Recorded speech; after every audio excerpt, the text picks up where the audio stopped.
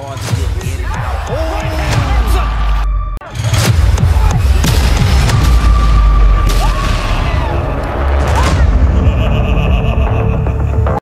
morning mga lodi natin dyan, mga idol natin dyan, mga ka-sports, mga kabonal natin dyan. Kumusta po? So for today's video mga idol ay magre-react po tayo dito sa ating bagong video na kung saan mga idol dito kay idol nating si Milan L. Metodico Melindo dito po sa kanyang video Melindo versus Casimero round 4 po mga idol. So supportahan po natin ang YouTube channel ni idol nating Milan Melindo mga idol. So kumbaga sparring po ito ni Cuadrolas Casimero mga idol at ni Milan Melindo. So panoorin natin mga idol at magbibigay tayo ng reaction pagkatapos natin ng mapanood ng video. Tara mga idol, panoorin natin. Huwag niyo kalimutan mga idol, pa-like and subscribe po dito sa ating YouTube channel at dito kay idol Milan Melindo mga idol. So ito po mga idol, no? Malapit na po yung laban ni Cuadrolas Casimero, kaya abang-abang po tayo kung sino mga kalaban niya. Tara, let's go mga idol.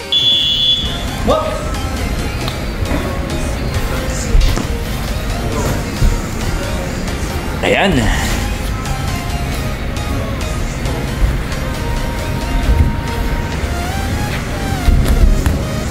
Walang headgear si ano dito? Melindo, mukhang ano, hindi sanay. Grabe oh.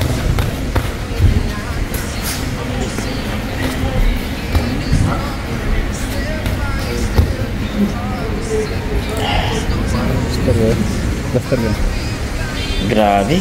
Alam niyo mga idol, no, si Cuadrolas Casimero talagang baka aakyat pa ito ng up to 130, no? Kasi lakihin si Cuadrolas Casimero 122 siya ngayon. So maaari, pwede mag-champion dito sa 122. Tapos 126, pwede.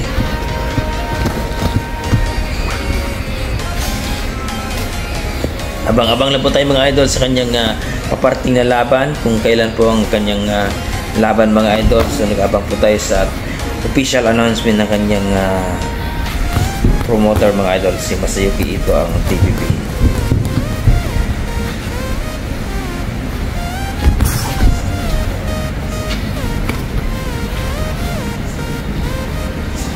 Pero pigil dito sila kasi magkaibigan kasi sila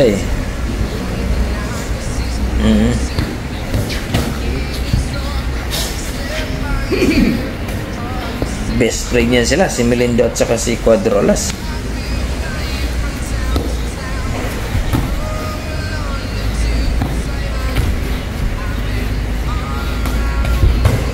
Marami nagsasabi dyan na ito si Alas daw ay matanda na, medyo wala na daw sa prime niya, pero kita naman natin mga idol bawat laban niya, no? Sabi nga nila walang kwentang laban daw si Alas. Walang kwenta, o ang mga kalaban niya ang walang kwenta na sumusuko pag makalaban si Alas. From Akaho, si Pilipos lang ata ang ano nag-survive pero bugbog sirado din.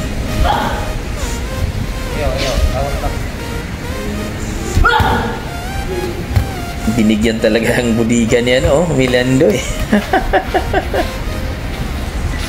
so friendly sparring na ito mga idol ayaw taon kaya walang headgear.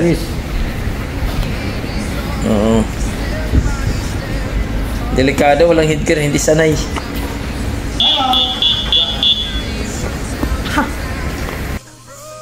So ayan po yung mga idol, no, at nakita natin yung sparring ni Cuadrolas Casimero dito kay Milan Melindo, na kung saan mga idol part 4 po ito. So grabe, no, dito makita natin yung bilang friendly sparring na po ito na mga idol. So Milan Melindo, isa natin sa mga malupit na boksingero yan. Siyempre ang katapat naman niya ay ang isang former 3 Division World Champion. Pag sinabi mong former 3 Division World Champion, kakaiba yan mga idol. Grabe. Sa hoping po tayo mga idol, no, sa laban ni Cuadras Casimero, sabi nga nila, may pakita ni Alas ang kanyang pagkahalimaw uli sa lona. Kasi yung ibang last laban daw niya, hindi daw maganda. Pero sa akin man, okay naman.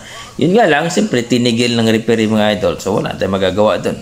Umayaw Kaya para sa akin, kahit anong laban ni Alas, alam ko naman na malupit talaga si Cuadras Casimero. Kaya umaasa tayo mga idol dahil coming laban po niya, eliminator bout na po ito talaga, kasi para po masigurado na itong si Naoya Inoue wala na po talagang lusot dito kay Cuadras Casimero pag magiging number 1 na yan sa WBO. Kaya abang-abang na po tayo mga idol kung sino ang mga kalaban, at baka sa bansang Japan o sa Pilipinas ang laban o sa US mga idol. So sa ating mga loading natin dyan, abang-abang na po tayo mga idol. Kaya basta ang ating mga ika nga itong si Cuadras Casimero, pag lumaban ito, napaka ika nga, sinasabi nga natin, inaabang-abangan talaga ng mga boxing fans yan, no? Dahil napaka-angas talaga pagdating sa lona. So ano sa tingin niyo mga idol? Anong opinion nyo dito sa kanilang sparring ni Melindo versus Casimero mga idol?